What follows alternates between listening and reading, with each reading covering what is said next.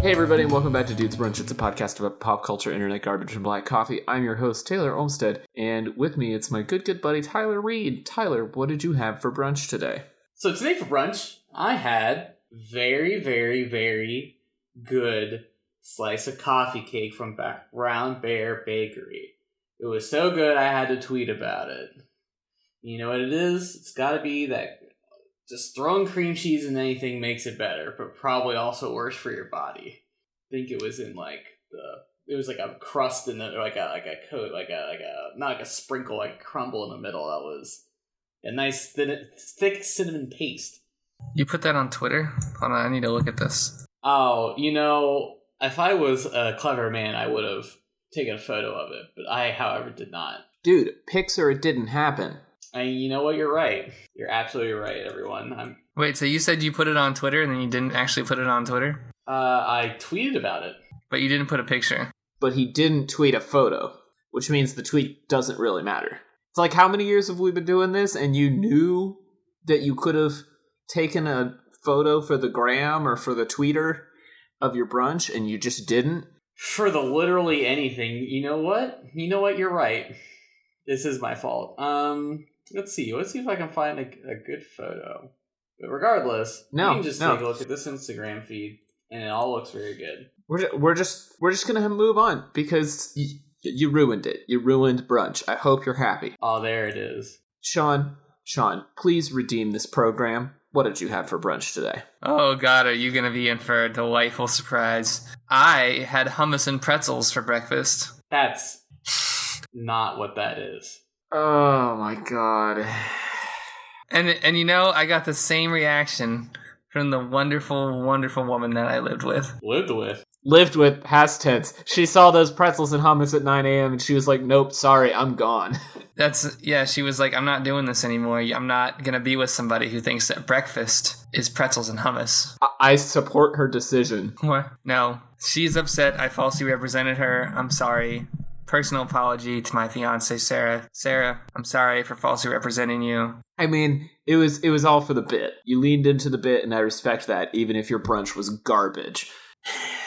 It wasn't garbage. You're garbage. Thanks, buddy. That's not very nice. Listen, let's Things have gotten very confrontational in the first few minutes of this podcast. Tell us about your breakfast so we can talk more about brunch and the appropriateness of it, because it came up in the news this week and we need to talk about it. Okay, so I had what I feel was an appropriate brunch today. I had some French press coffee, some scrambled eggs, and toast with homemade apple butter. Idiot. Wow, Taylor, you had time this morning. Did you home make the apple butter, or was it somebody else's homemade apple butter that you purchased? It was a family member's homemade apple butter. So it wasn't yours? No, my aunt made it. Oh. So. Well, then it's not really. Still counts. I think that still counts. How do you know if we ate anything at all if we don't take a picture of it? That's true. I did not take a picture of it, and I'm sorry. It's almost like if we ever wanted anyone to know about our podcast at all, we would take photos of what we had for brunch and then share it on social media for easy content. But okay, here we are. So you bring up a really excellent point, Tyler. I've been thinking about this recently because I cook a lot of things in the home, and I don't feel like the need to Instagram my food that I make at home, but I do fall prey to the Instagramming of the food at restaurants, right? Like, earlier this week, I went to a local barbecue joint and got an amazing brisket sandwich that just looked incredible, and so I took a picture of it, and I didn't Instagram it, but I sent it to some people. Now, if I made a sandwich at home, or if I made a meal at home, like I made some pork chops the other night, I don't take pictures of those pork chops because I made them at home. Do you guys find that you take more pictures of food at restaurants versus at home? It depends on how you plate it. I think if you take the time and you make it look good, then it's worth the gramming. Catherine's grammed some of the stuff we made at home. I make my latte art as stories a lot of the time. That's fair. No, because I don't Instagram my food. I eat it. You can't tell me you've never taken it. I have never taken what? So you made an Instagram like 2 weeks ago, and you haven't posted anything. Yes, that's right. But that does not because I didn't get on there so I could post stuff. I got on there so I could be inspired by my friends. There you go. Okay, but wow. You mean to tell me you've never taken a picture of your food for anything, even just to text it to another person? No, I don't do that. I do not share my food. I'm like a mean dog like that. Don't get near me when I have my food. I don't want to share it with you via visual or actual. Don't ask. Okay, but do you follow any food Instagrams? No. See, I think that might be why. I know we're going deep on this, but let me like go into this for a second. So food Instagrams are a pretty big thing here in Atlanta because we have a really strong restaurant scene. I'm sure they're a pretty big thing in most cities. But one of my friends is actually running a new food Instagram. Shout out to @queso_queen_ATL. Links in the show notes. My friend Julie is running this account where she's reviewing all of the queso in Atlanta and Instagramming it. And it's awesome. That feels like a pretty short-lived series. It's surprisingly not. There's a lot of queso. Almost every bar has queso. It's just not always good, which is kind of the point. It's like a tapa of the South. That sounds like a recipe for tapeworms. Thank you for your support, Sean. But being a part of this culture and like helping her with this account and following more of the local Instagram food accounts, I'm realizing that the experience of going to the restaurant and the way the food is plated and everything, like, I care about that more than I thought I did. And so it's not so much like, oh, I want to take a picture of my food to like, brag that I got to go to this fancy restaurant or this exclusive place, because I don't go to those kind of places. It's more like I am pleasantly surprised when food is presented well and is delicious. And so I want to share that moment. And I was curious if you guys have that, but then also like, I just never take the time at home to like present food in a way that I would want to take a picture of it. I don't know. It's very weird. Not your coffee drinks look better if you got latte art in them. That means the care and craft was put into making sure the drink tastes good. Just like a nice plating of food. Sean says, slap it onto a plate. Sean's just gonna eat it out of a trough. I never said slap it on. Never said slap it onto a plate. What I'm saying is I don't need to take a picture of it because I don't do that. I don't. You've never been inspired by nature. I'm hungry. I eat because I'm hungry, not because I'm like, check this out, kids. Like I'm hungry. I want to eat. Like yesterday, we went out to dinner for barbecue, and then we went to this awesome ice cream place where there seems to be a single dude who runs this one storefront, and he just makes all of his own ice cream. And I got something that I've never had before. It's called an affogato, which is a scoop of ice cream with 2 shots of espresso in it. And the ice cream that I chose was called Chocolate Thunder, which was named after a basketball player from the Nets back in the 70s, and it was really fun for me. Now, did I need to tell the whole world, hey kids, look at this espresso on top of chocolate ice cream? No, I did not, because I wanted to eat it and drink it. There was no need for me to be like, hey, let's check this out, kids. No, I did it the right way. So what you're saying is, if I follow you correctly, Sean, I enjoyed my coffee cake this morning so much, I didn't have time to photograph it. That's fine. And you say, hey, buddy, how do we know you ate it if you didn't take a photo of it? Poop in front of us, Tyler.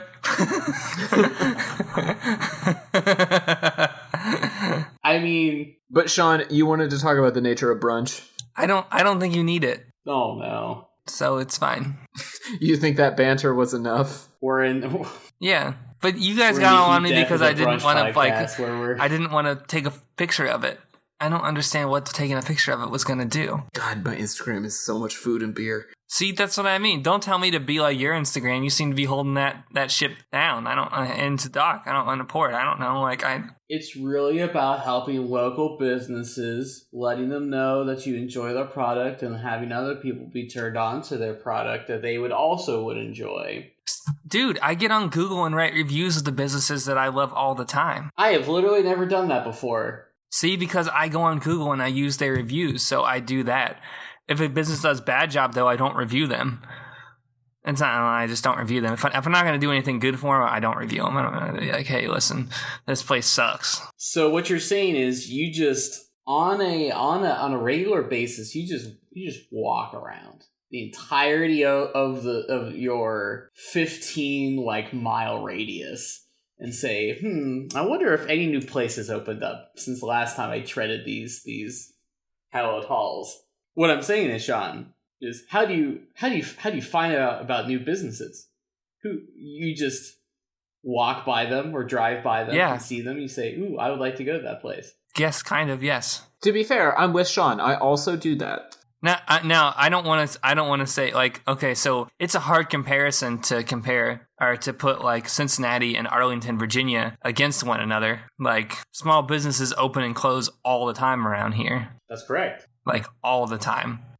So I also live in a metropolitan area. no, I get it. But Sean's right. There's something about the scale. Mine, like nothing in Cincinnati. I'm not shitting on Cincinnati at all. But like the population of Arlington County is more than Cincinnati. Like the whole metro area. Yeah, and so with that, you do have a higher turnover rate, and it makes it much easier to just like discover new places without even trying. No, I totally understand what Sean's saying. And don't get me wrong, like I'm not like shitting on small businesses or something, being like, oh blah blah blah. But like that's the reason that there's not an Applebee's around me for like in a 5-mile radius. I'm just saying, it's a good way to get free advertising and promote businesses that you like by taking pictures of their food. That's great. That's what it's really for. That's great. Let's move on. We're beating this dead horse. Oh, this horse has been. But speaking of that kind of crap, though, did you guys hear this thing about Cynthia Nixon? No, do tell. She's okay. So who did she play on Sex and the City? She was Hold one moment, please. God, I don't know. She's really making me feel bad that I don't post crap about people's stuff. I think that's because you got a lot of skin in the game. She played Miranda on Sex and the City. Okay, well, she's running against Andrew Cuomo for governor of New York, and she went to a bagel shop this week in New York City and ordered lox and salmon and cream cheese on a cinnamon sugar bagel. Ooh. And it's been a huge conversation, and I don't know, I listen to NPR a lot, but it was huge on NPR that a bunch of people are really ticked off about this because they can't believe that you would go and get food like that and just totally mess it up. And she kind of tried to say like, oh, it's sweet and salty. It's like savory and sweet. And they talked about how like John Kerry went and got a Philly cheesesteak and he got Swiss cheese on it. And how when you're running for office, you have to be really careful about what you eat. Like you can't go and get like a Nathan's hot dog and, not have the bun on there or something. You gotta, or eat your pizza with a fork. You gotta do it the right way. Oh, yeah.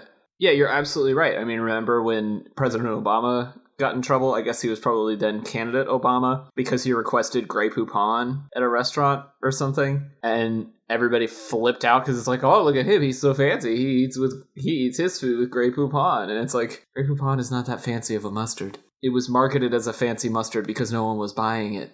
See, Tyler, that's why I don't do that kind of stuff because, you really kind of put your foot in it if you, mess it up. That's true. You increase your odds of messing up the regional food norms, and then, who knows what would happen. I mean, really, we're just saying why even go out? No, that's not what I'm saying. No, that's not true. Why even be a social person on the internet? Why expose... I think we should all retreat into our live journals. That's not true. What I'm saying is... Do we have anything else on this, or are we ready to move on? I just think that that's not the kind of sharing that I do. I share human to human. Like we went out to dinner with friends last night, and I was out with them, and we were having a good conversation, and I was doing human stuff, which millennials are apparently very bad at, and now you're shaming me for that. And then you told them about your affogato. No, they watched me get it, and they're like, wow, this is amazing. And then you all enjoyed your affogatos together.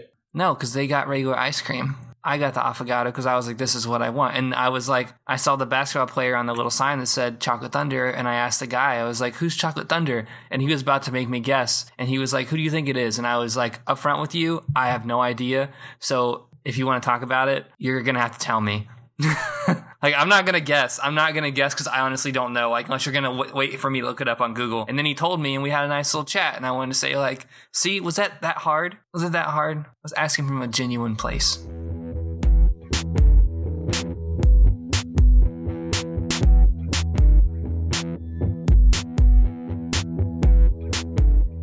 So to cap off our interview miniseries here, the guys wanted to ask some questions of me. I'm deeply uncomfortable with how the tables have turned, but I'm going to turn it over to Sean and Tyler. I am a half-open book. Ask me some questions. All right. This is something I thought of literally as we were talking, and I think it's actually the most interesting question. So, Taylor, having known you since high school, I feel like your work has shifted quite a bit, because I remember distinctly when you were in IB, you were doing a lot of creating, lots of traditional art, lots of painting, lots of drawing. You know, we all kind of got into graffiti, stuff like that. Then you went to school, you went to college, and then you were kind of doing a lot of filming, a lot of sort of like production work, lots of like video stuff. And then you made the shift kind of into your kind of, not necessarily your social media thing, but it was more or less, that's kind of, you shifted towards the career that you have now. So what I'm interested in, kind of, what was kind of the moment when you realized that kind of like you wanted to kind of shift from like necessarily being like a creator to kind of like, not necessarily not a creator, but like a different type of creator? Yeah, so I think there were two moments for this. The first one, and I don't remember what order these happened in, but that's why college is a blur for all of us. Yeah, I think the first one chronologically was a show that friend of the show, Tess Stevens, organized. It was a benefit show the weekend before Halloween called The Blood Ball, and everything was blood themed. Like, people wore white t-shirts to the bar and then got sprayed with fake blood as they came in and stuff. Like, it was super kooky and fun. I love Andrew WK. Yeah, but knowing that this was happening and a bunch of my friends' bands were playing, I organized some people from the media school to come and shoot video of it. And I essentially produced that shoot and had like 4 cameras and, of course, the bands. And I had an audio recordist working the soundboard to get some more clean audio from what we were getting off the cameras. And I remember in between bands, my friend Amanda, who actually lives in Atlanta now, came up to me and she was like, you know, you're really good at this part. Like, you should produce more. And it just kind of like dawned on me that I was never going to be the person behind the camera. Like, she's amazing behind a camera. She's a great cinematographer, but that's not really me. I was much better at like making sure all the camera people got there and like helping them find their shots and making sure that the audio guy had what he needed and that the bands were happy and all of that stuff. Like, that was the part that I was good at, and I think that was the beginning of me like finding my place. And then somewhere around the same time period, at a really great meeting with my advisor, Karen Riggs, who actually inspired me to start this podcast, and we were sitting in her office and talking about like next steps for the next semester, and she was saying that I was never like coming to her excited about something that I was working on, like a short film or like a music video or like the kinds of stuff that other people were talking about. She was like, every time you come to my office, you're talking to me about some new person that you follow on Twitter or some new thing that you saw on YouTube. Like, it seems like that's what you're really passionate about. And then she told me that she was starting a social media program and she was looking for students to pilot it. And so I signed up as like the 3rd or 4th student. And that next semester, there were 12 of us and we were the first crop of people. And I think right now there's something like 250 people in that program. Holy shit. Yeah, so it worked. Like, it totally worked. And I'm so like happy and excited to have been on the ground floor of it. And it really just kind of fit in this niche that I had of like, I'm comfortable with a camera or like with Photoshop or any of these things, but I'm much better at like kind of making sure the art gets made in the right way and like finding the right audience for it. And social media gave me a really great opportunity to do that, where I could collaborate with creative people and help them get their art out there in better ways.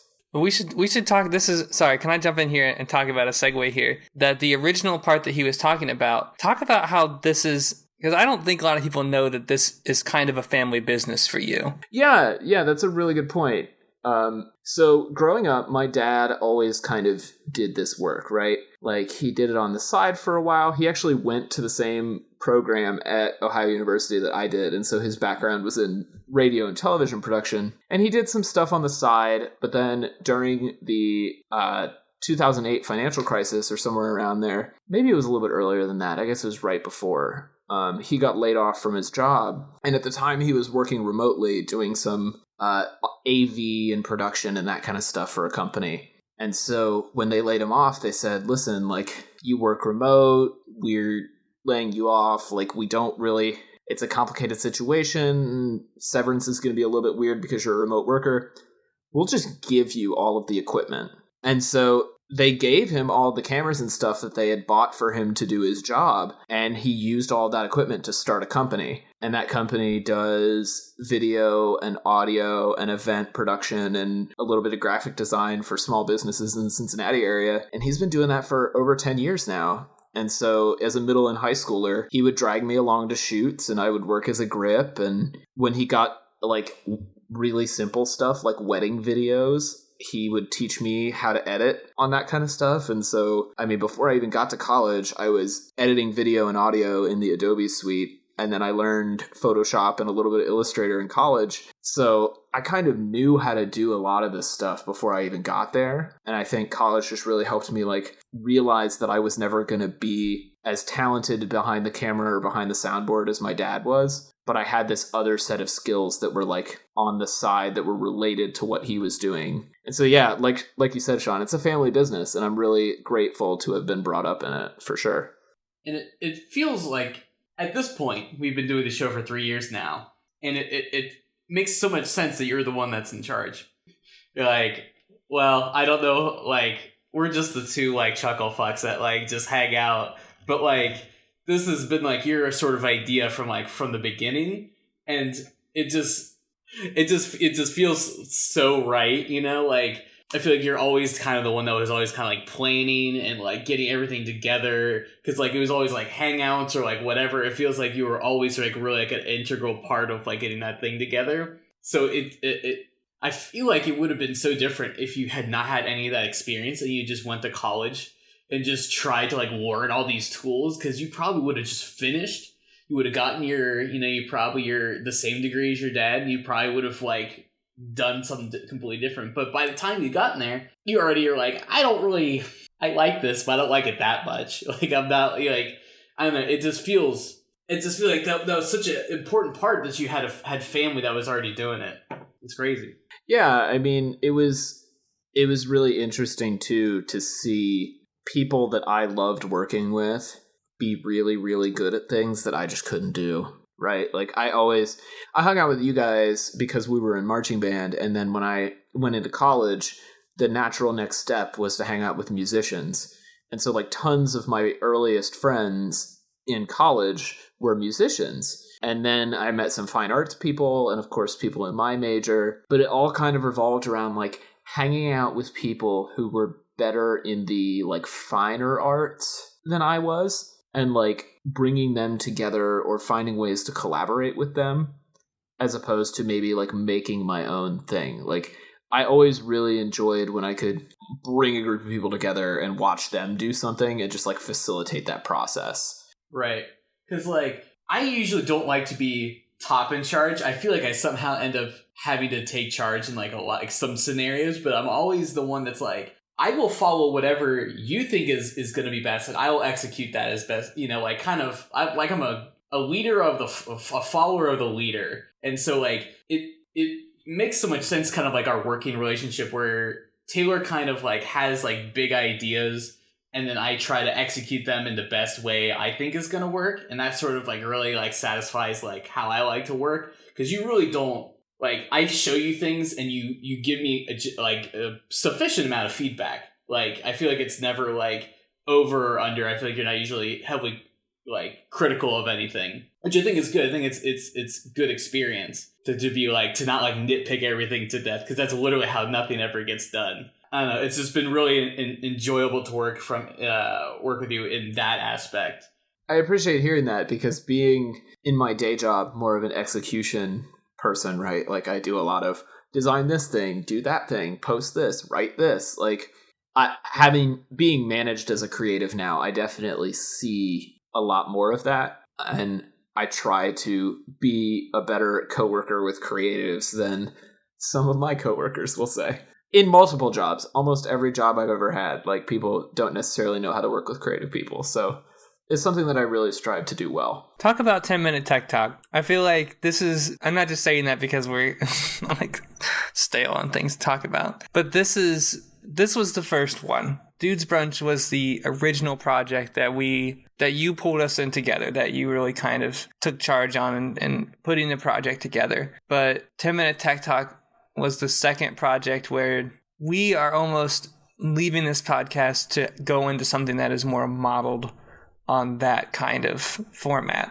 Well, I should mention that 10 Minute Tech Talk is technically the third, because Emily and I had a very short-lived show called Forced Fandom that we did before 10 Minute Tech Talk, that she doesn't... she's not real proud of those, and I think they're pretty rough, but it was good experience for us to have, for sure. But no, I think you're right. Like, 10 Minute Tech Talk was the first, like, real thing after Dude's Brunch, and kind of the next evolution of where I think we all think this is going. And it really kind of stemmed from Emily and I have always had this interest in technology.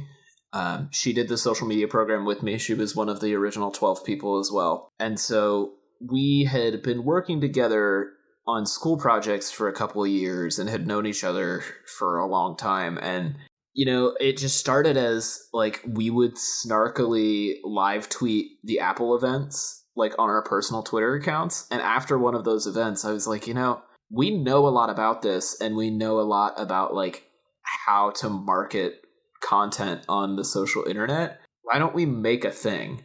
And so from there, it was just a matter of, you know, figuring out the format and figuring out kind of, we play very distinct characters of ourselves on that show, and so figuring out what those voices were. But it was really this fusion of, like, a thing that we're deeply passionate about, and then an exaggerated version of our actual relationship with each other, because we have that natural, like, kind of snippy back and forth where we, like, if an outsider overheard us at a coffee shop, they would think that we were being mean to each other, but that's just kind of how we are.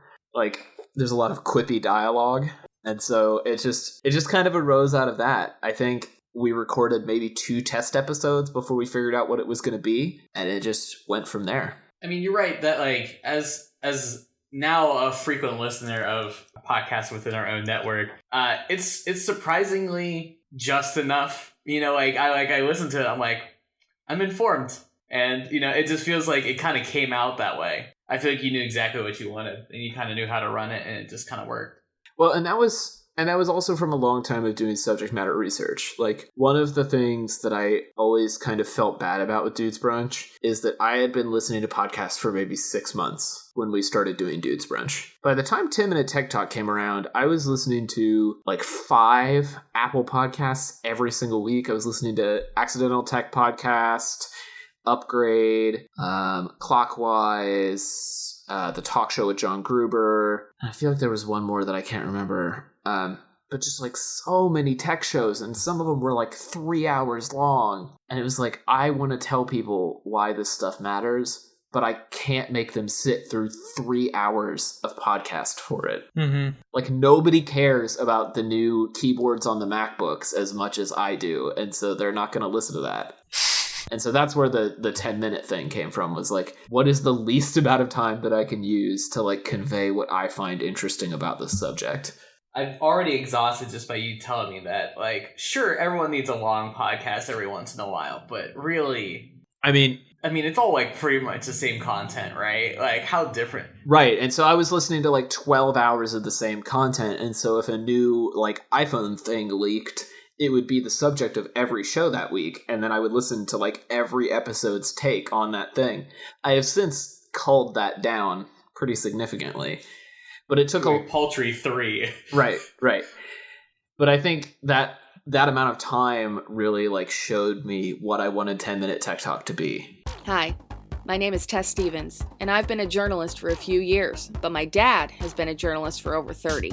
And this podcast is about some of the major cases that he has covered, including the Menendez brothers murders, the Michael Jackson trial, the O.J. Simpson trial, the Rainbow Man, the Richard Ramirez Night Stalker trial, and even an interview with Manson family member Susan Atkins. So strap in, because this is What You Didn't Know with Tess and Matt Stevens.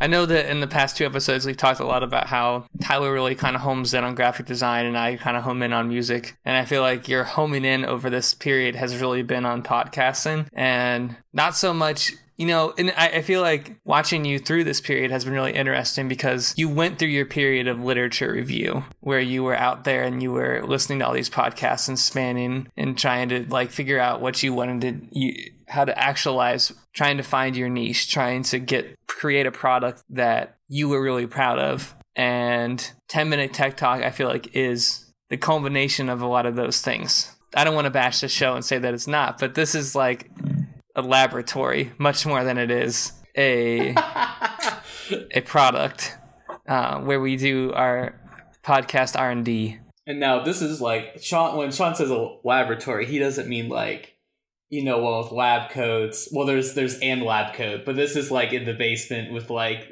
the goo and the chemicals and the dead cats hanging from the walls and the lightning and yeah, it's like a basement meth lab basically.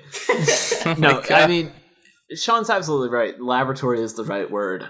We've gone through like 4 different formats of how we run this show. Like, it still amazes me that we did almost 50 episodes of the show where we recorded live with no edits. I can't imagine making a show with no edits now. It would not be possible. What was the worst? whatever your The worst moment for you in this show? So, like, the worst thing that I did, or the worst moment? Like what was the worst format. The worst format that we had for this show. That's tough.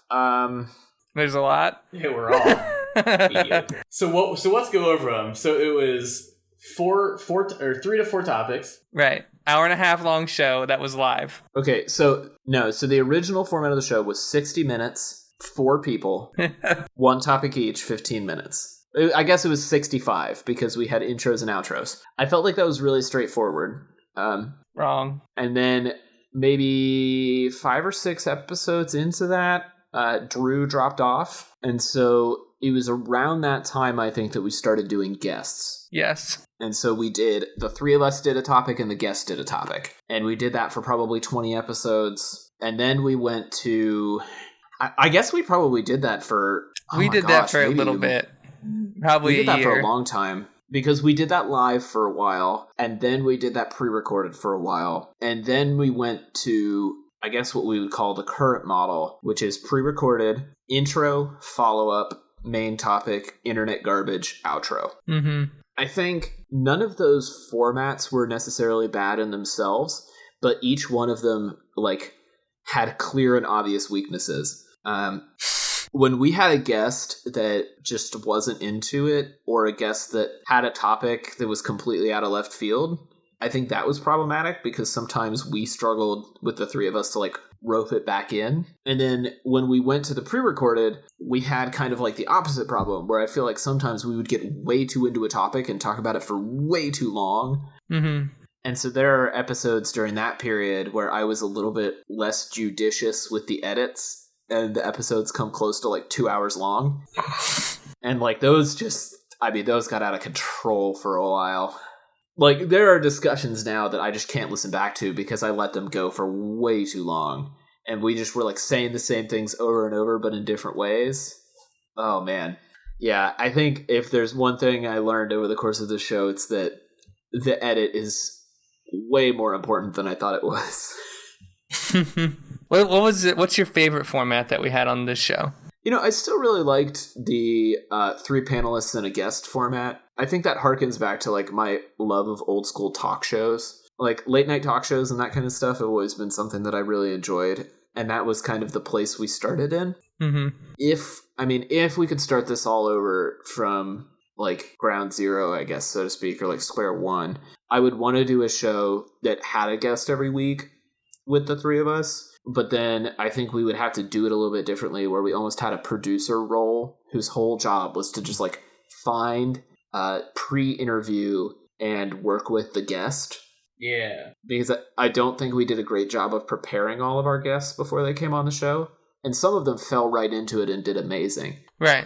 But others, I think, they just didn't know what they were getting themselves into when they agreed to do this, and that was on us. We had a lot of people that either had podcasts that they inevitably stopped doing like a week later, or were like non-podcasters, but they were like our friends, or they were a media personality that we somehow roped into doing this, like Stunwin.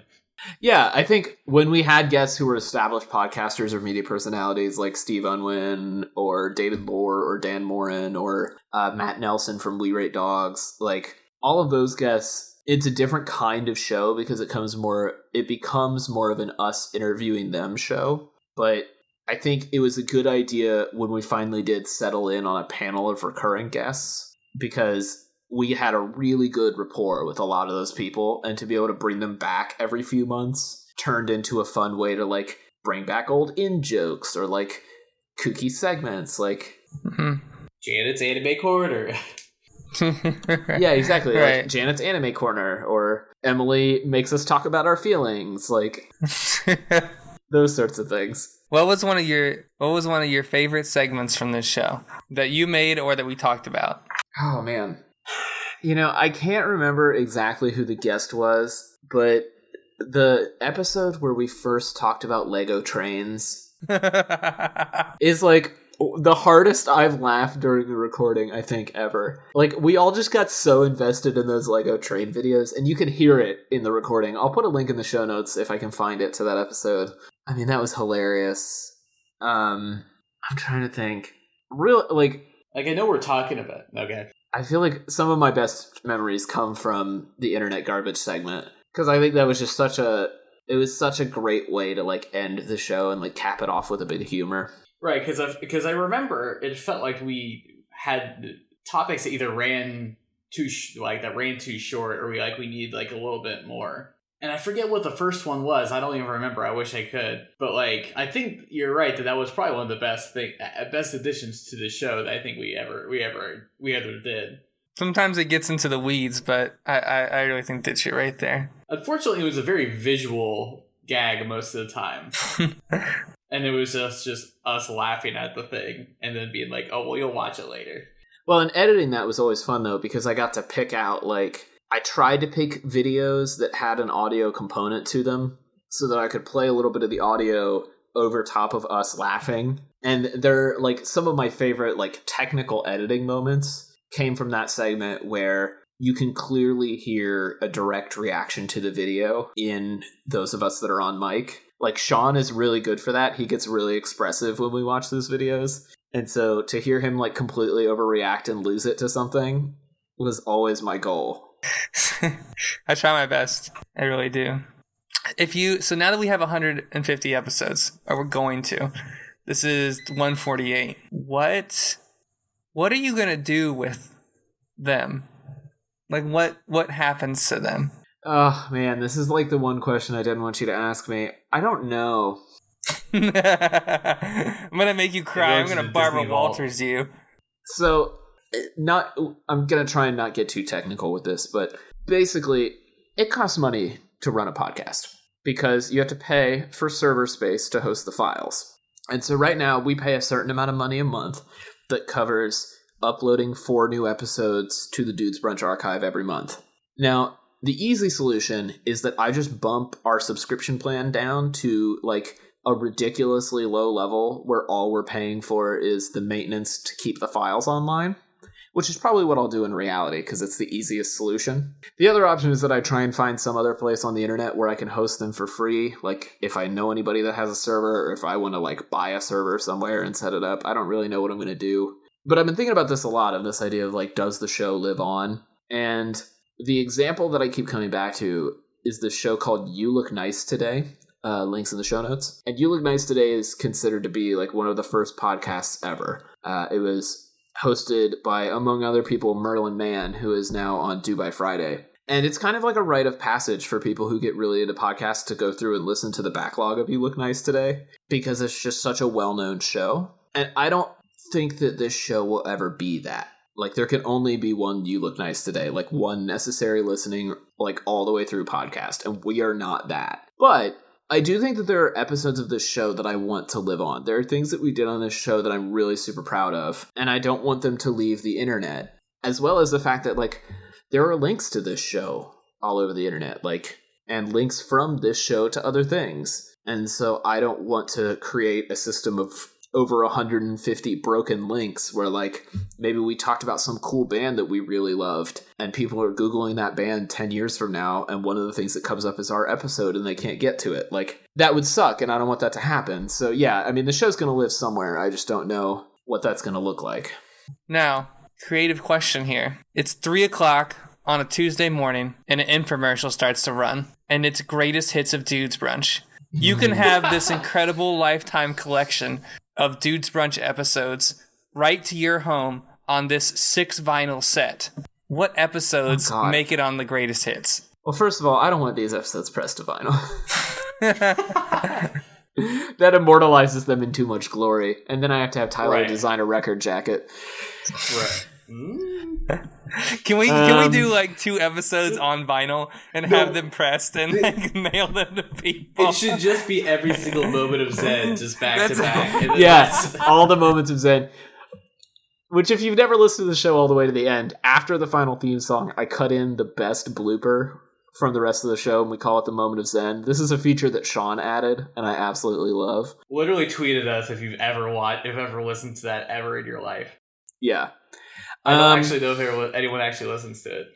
I mean, just throwing some episodes off the top, I'll go in reverse chronological order. So recently, 145, It Hurts Me But I Love It, which was our Songs of the Summer episode for this year. I think we did a really good job with that one. It hurts me, but I love it. 127, Buttered Biscuit Woman, our review of The Lobster.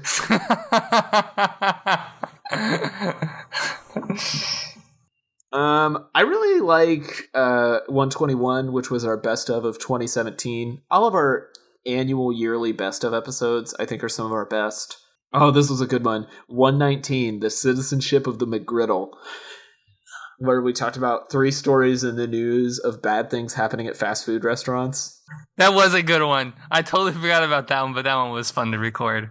111, Not Fun Music, where we talked about brand new science fiction. Oh, man. Great guest episode. Really, like, one of the best guest episodes. 101, Why We Hate Nickelback with Danny Capaccio.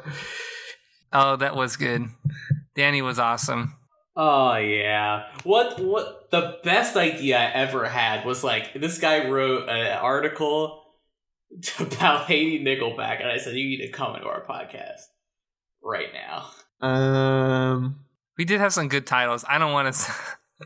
like, it's kind of masturbatory, but The Costco of Music, Adventurous Adventures. Obviously our best episode of all time, like, but in terms of most downloads, most popular, is number 87. Obviously, They're All Good Dogs. Yes. But I'm just so proud of the get that we got Matt Nelson to come on and talk about We Rate Dogs, like, 3 weeks before he went on Ellen. That was... Like, even though he basically didn't say no to anyone for an interview, but that was beside the point. We asked and he delivered. Well, and we had a ton of fun with him, too. Like, making him watch those videos of reviews of drive-through car washes.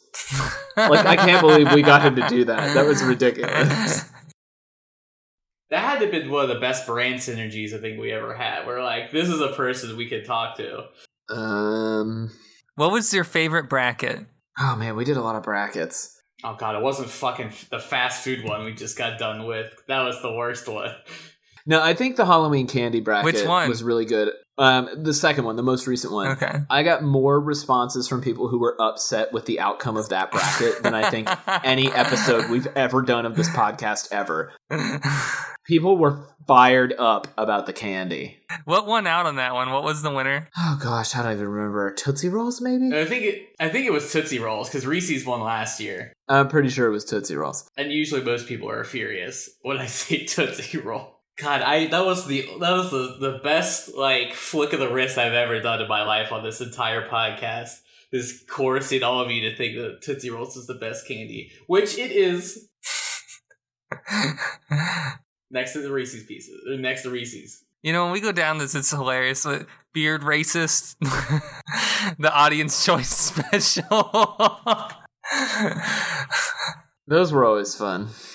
That's what I mean. Like, there's a lot of stuff in here that I want to live on. Oh, it was Zach that talked to us about Lego trains. That's right. Episodes 55, Sexy Lego Train. Also, and it doesn't get enough cred because I think we're the only ones that care about it, but I think it's episodes 19 and 20, or maybe 20 as a two-parter, which is the Origin Stories episode that we did with Kevin. Oh, yeah.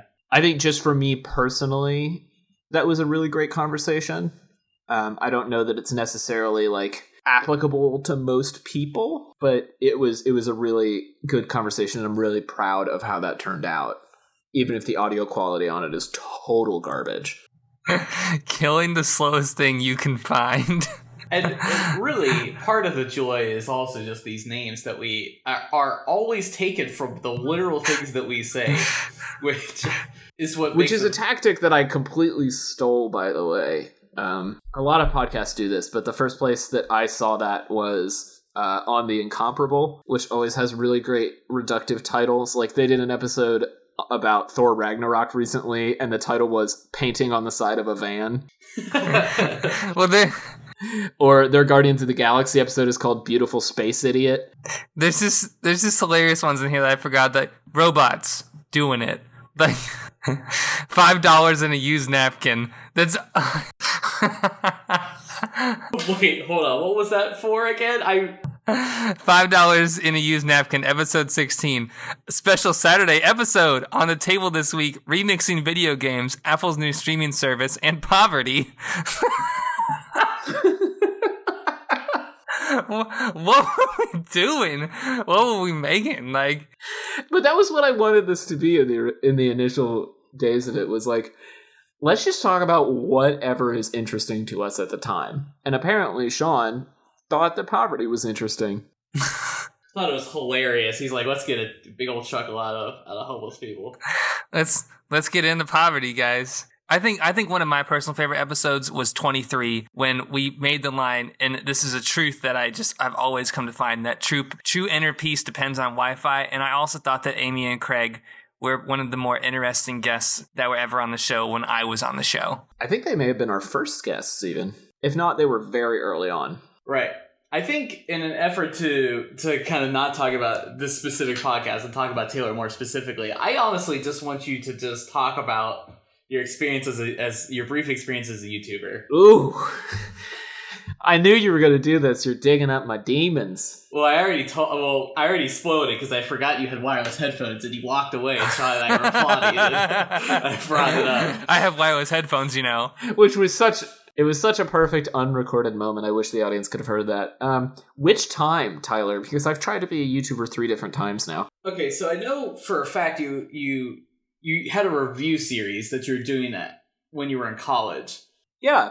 And yeah, so I just want you to why you started it and why you stopped. Sure. So this was right around the time that I got into Anthony Fantano, and I really loved his reviews. And a lot of my creative work, kind of like Tyler had talked about on his episode, has been just like doing pale imitations of other creators that I like. And so that series started as kind of a pale imitation of Anthony Fantano, where I would review albums and just kind of like sit in a chair and talk straight into camera. But it was also like, I've always really liked music, and I always felt more comfortable talking than I did like writing out text reviews, because writing about music is very hard.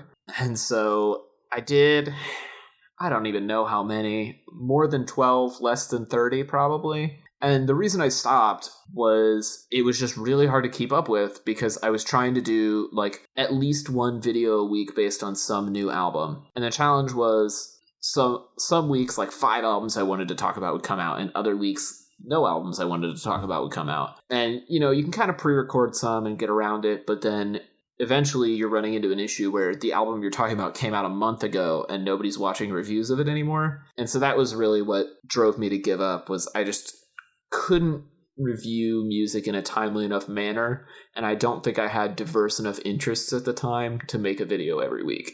Also, I think the most popular video in that series is a review of Green Day's Uno from the Uno Dos Tres series, which I am deeply ashamed that I even dignified that album with a review, because it was hot garbage. Now, like, I have faint memories of these videos, so forgive me, but I don't really remember it being like feeling that inspired, like the end product being that inspired by like Anthony Fantano. I felt like it was a little more straightforward. But I guess maybe he also kind of went off the rails in terms of the way he was presenting himself eventually, where it was like weird edits and like Yeah, this was before he went into his surreal phase, for sure. I also wasn't good enough of an editor to do the kind of stuff that he was doing. Like, his videos seem like they look like shit, but he's actually putting a ton of time into those kooky, weird edits that he does, so... But no, I tried YouTube a couple other times, and it was just... Video takes a really long time, and I'm not a very strong video editor, so I never really, like... I just couldn't sustain it for long periods of time, I don't think. So maybe it wasn't even, like... It feels like almost like a transition, so like it almost went from YouTube to podcasting. And so what would you say was what made you kind of want to make that switch? Well, I think it was... Well, it probably wasn't an intentional switch, but sorry. Yeah, no, I mean, I think it was two things. The first thing is that I've never felt comfortable with myself on camera. Like, it's just not something that I've ever really enjoyed doing. If there's a camera, I'm usually behind it. And it's not like...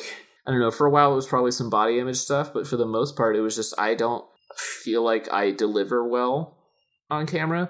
And then from there, I got really into podcasting really about the time Serial came out with everybody else. But outside of Serial, the first podcast I really listened to was Hello Internet, which was YouTube people. And then they got me into the Incomparable, which was nerd stuff. And it just like opened me up to this world where like all the stuff that I was really into, people were making podcasts about. Like, I was naturally interested in sci-fi and, like, technology and that kind of stuff. And I just didn't know that those communities primarily existed around podcasts. And so it was like a happy marriage of the two things I really loved.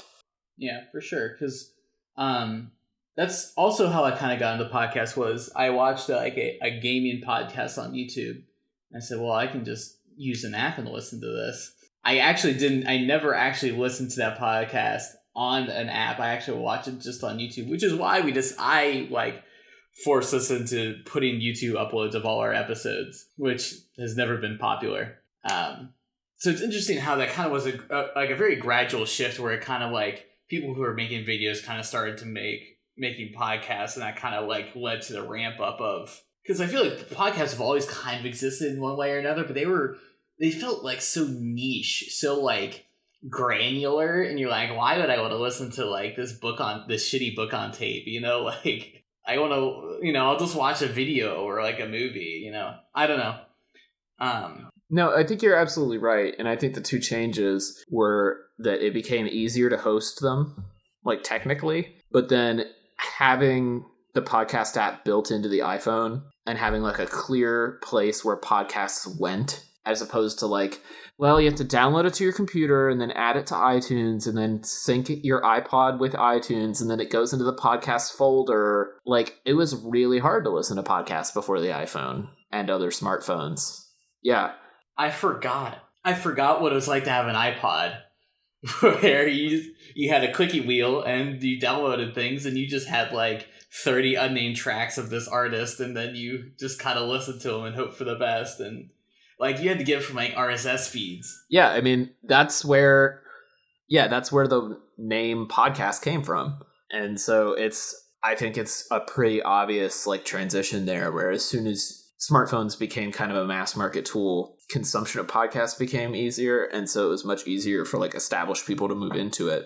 But also, like, I ramble, I talk a lot. And so it was a natural medium for me because I just get to talk a lot, Like, it's kind of the thing I'm best at. And then you get to cut out the parts you don't like. Exactly. So then, YouTube podcast, it's debatable if we're succeeding at podcasting, but what would be the next? If you couldn't make videos, you couldn't make a podcast, what would you make? Probably writing. I've always written. I am writing a lot more right now than I ever have, because I made a bet with a friend that each of us would publish a blog post on our websites every week of 2018. And for every week that we miss, we have to buy the other person a beer. So it's been a pretty good motivator. I currently owe him 5 beers, which is pretty good for being in the middle of September. I have no idea I have no idea what I'm going to write about this week, and my post is due on Monday, so... Do a ripped comic, brah. Maybe.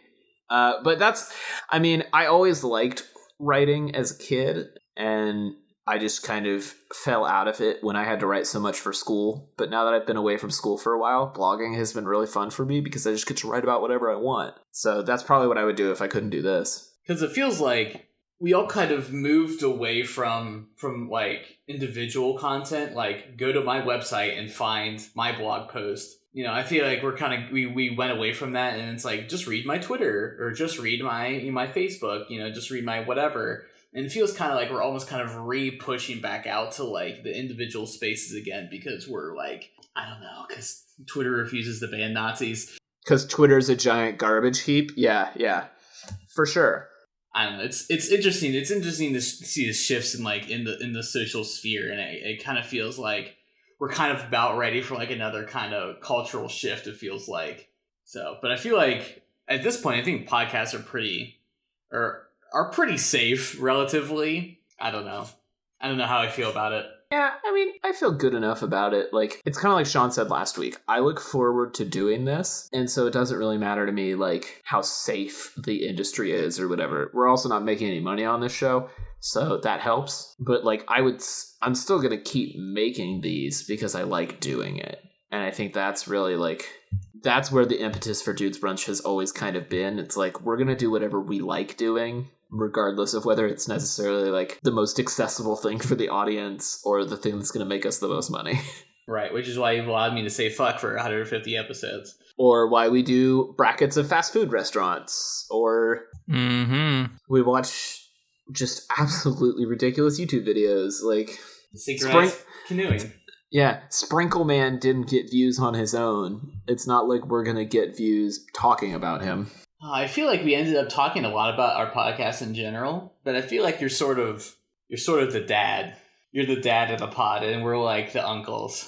I don't know how I feel about that characterization. I'm not sure I'm old enough to be a dad. You can be a plain dad. That's fine. That's becoming a thing now. That's gross. I hate that.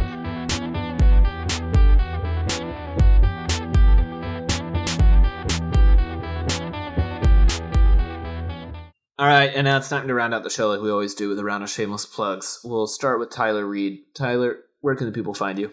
You can find my design illustration work at tylerdreed.com, and you can find me on Twitter as Sneezy Panda and Instagram as TDR Design. Please just send me any single names at all to name my new content, my new brand. I need a new name to synergize with everything. I thought TDR Design was fine. Oh, it's too dumb sounding. It's just my initials in the design. You guys change your handles too much. Sean Evans, where can the people find you? Oh, I'm actually changing my handle right now. Oh my god. To match my Instagram handle. Jeez, God, just chill out. Okay, good.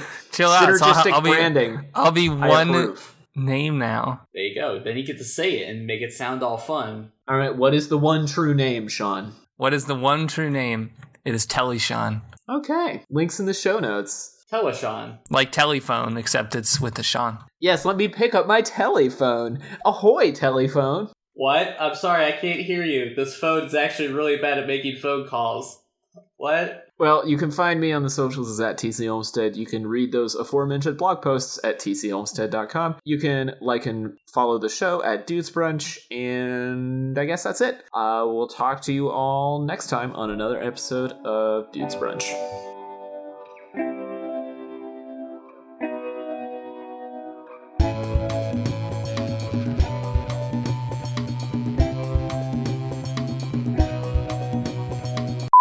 Shut up, Tyler. Have you ever had an Irish car bomb, Tyler? I have. I'm surprised by that. It was probably at a show with one of Daniel Woodford's bands. And I think it was probably with like someone like Austin or somebody like that. I think it might have been. That makes sense. I probably. The fact that you can name it as a single instance tells me you haven't had enough Irish car bombs. Haven't had enough. Well, I feel like I remember like the first one because it might have been at like the bottom of Mad Frog, which is like this Egyptian themed room, which was weird. You're so hard liquor.